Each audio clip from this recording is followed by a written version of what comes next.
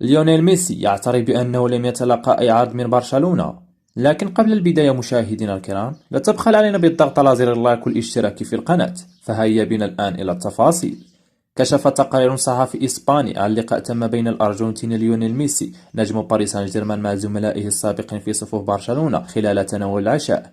وبحسب صحيفة موندو ديبورتيفو الإسبانية، فإن العشاء كان الأسبوع الماضي في العاصمة الفرنسية باريس، حيث التقى ميسي بسيرجيو بوسكيتس وجوردي ألبا وسيرجي روبرتو.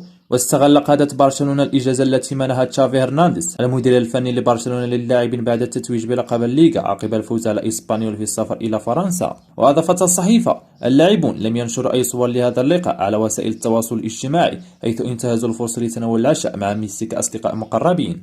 وأفاد التقرير أن اللاعبين تحدثوا عن موقف كل منهم، وحين تم توجيه السؤال لميسي عن موضوع عودته لبرشلونة كان رده واضحا: لم أتلقى أي عرض من النادي. وأشارت الصحيفة إلى أن هذه هي الحقيقة، لأن برشلونة ينتظر الموافقة من الليغا قبل التحرك رسميا، على الرغم من تقدم الهلال السعودي بعرض خيالي لميسي بقيمة 500 مليون يورو سنويا بحسب الصحيفة. وطلب نادي برشلونة الحصول على استثناء من رابطة الدوري الإسباني لرفع القيود عن الفريق والسماح له بتسجيل العقود الجديدة وإبرام الصفقات.